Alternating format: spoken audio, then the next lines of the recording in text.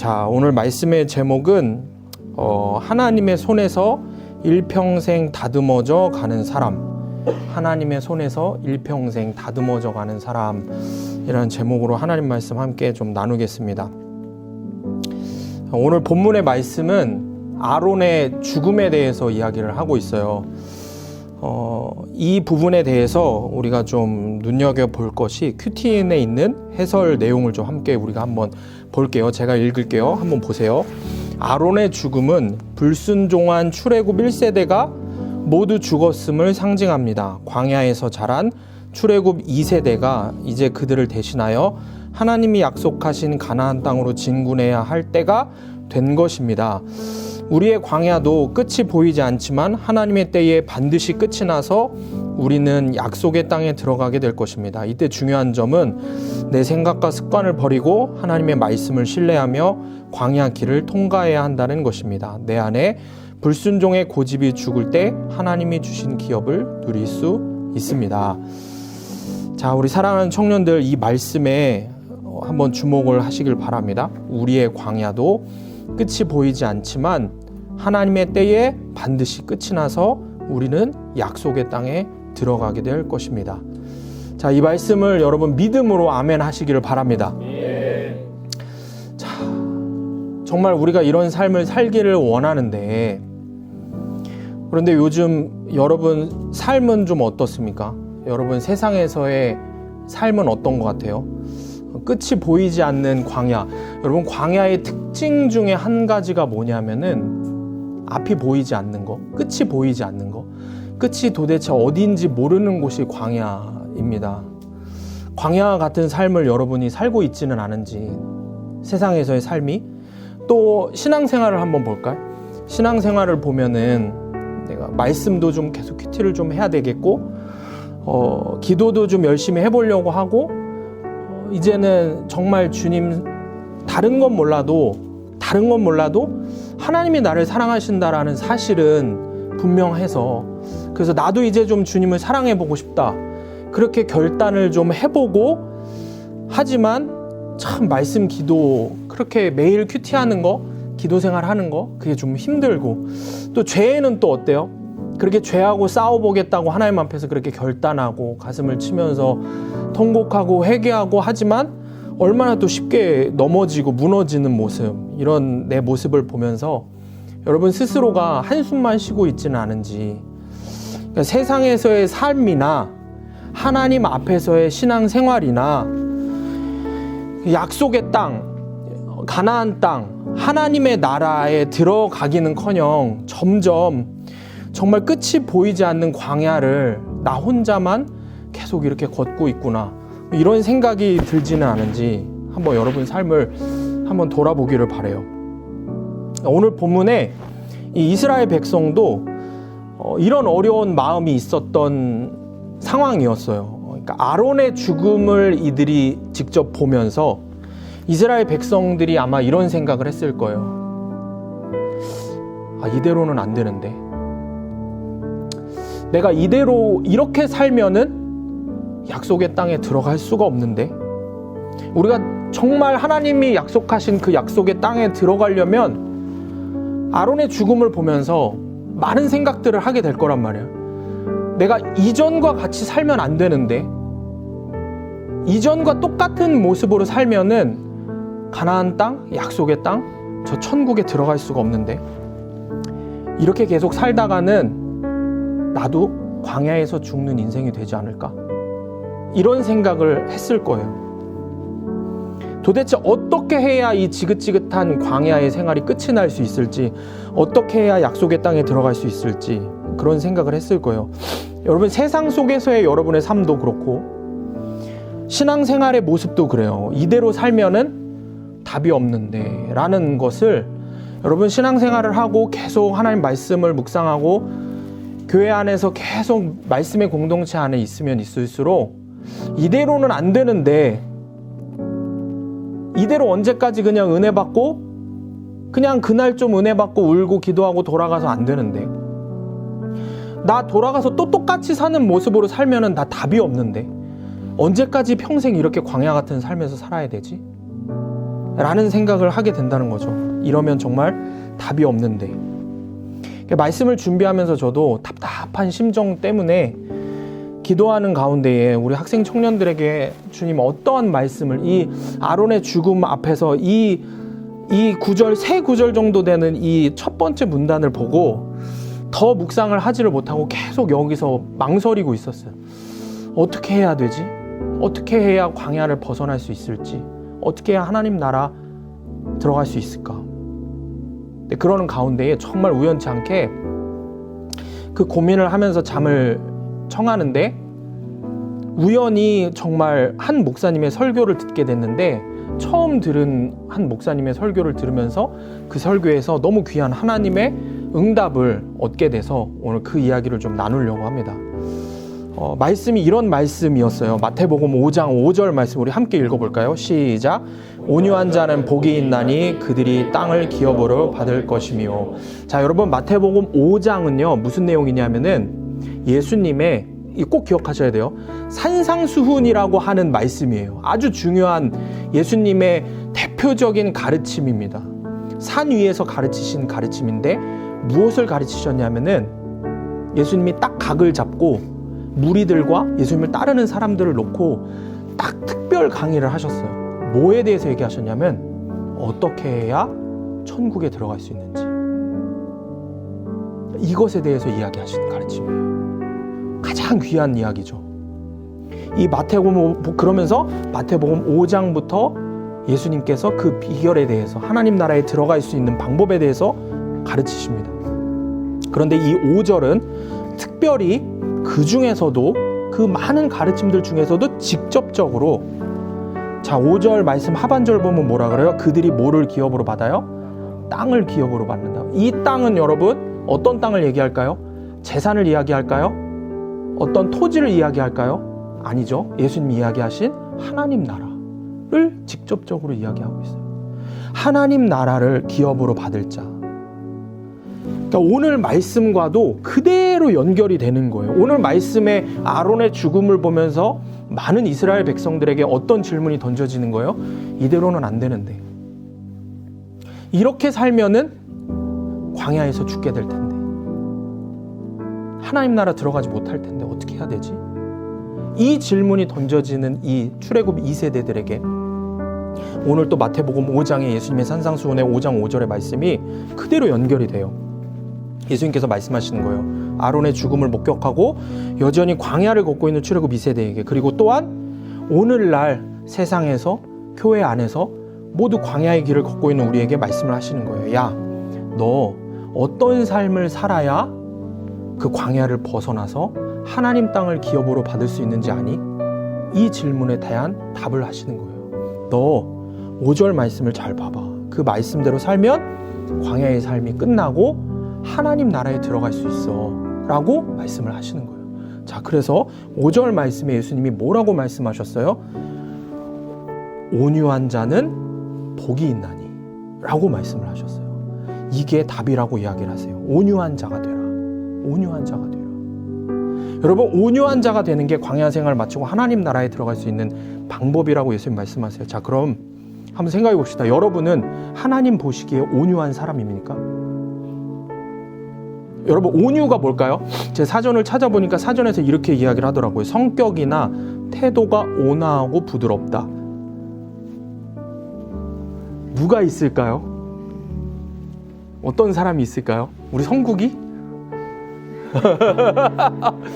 큰일 났네.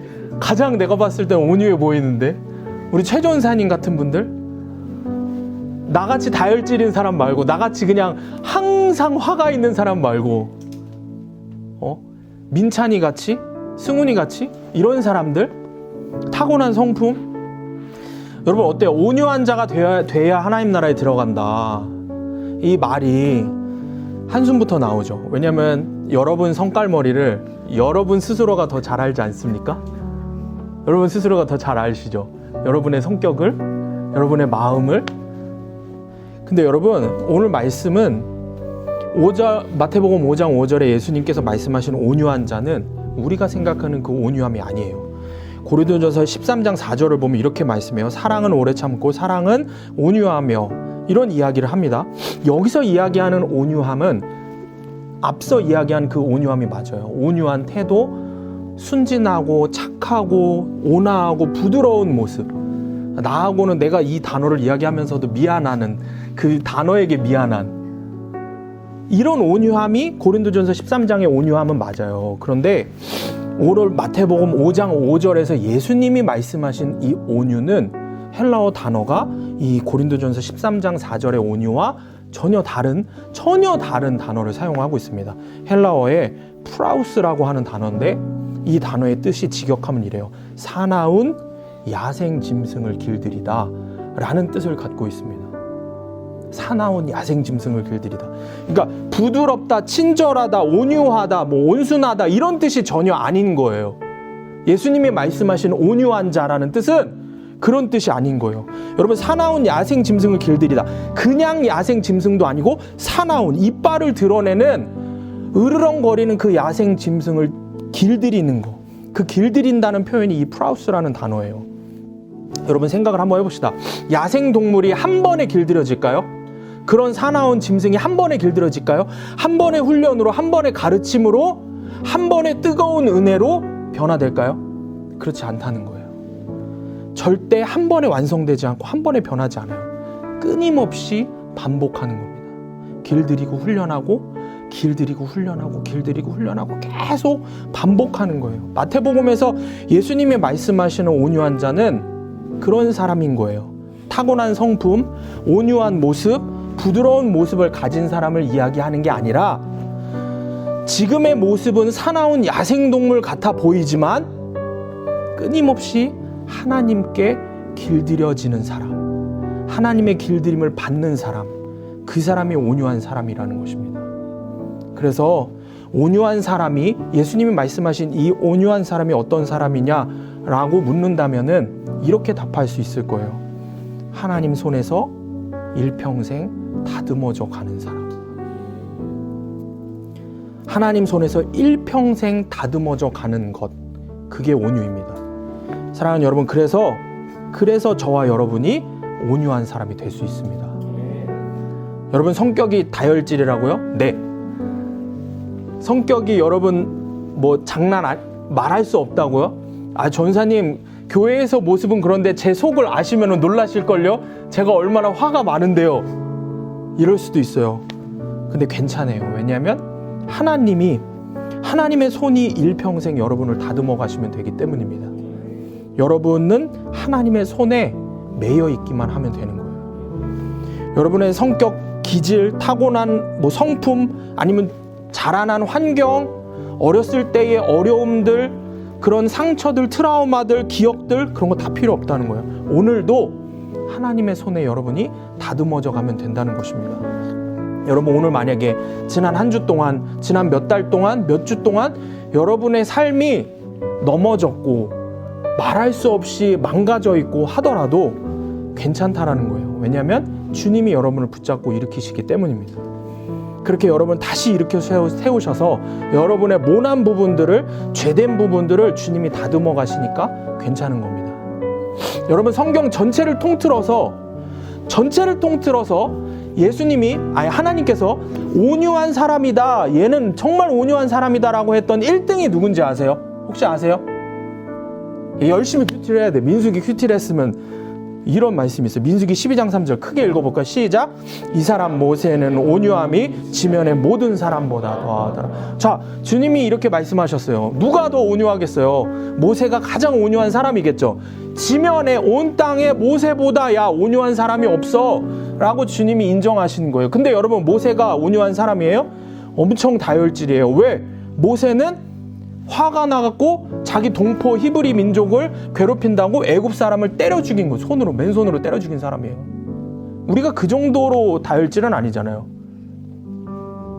또 뭐가 있어요? 십계명을 받아서, 그 귀한 하나님의 말씀을 받아서 내려왔는데 황금송아지 만들어서 나쁜 짓거리, 우상숭배하고 있어 화가 나고 어떻게 해요? 집어 던져갖고 그 하나님이 직접 새겨주신 돌판을 깨 부셔버린 게 모세예요. 또 물을 달라고 또 그렇게 불평불만을 하니까 내가 이 물을 너희에게 주랴 그러면서 하나님 말씀대로 하지 않고 반석을 지팡이로 2번 내리치죠.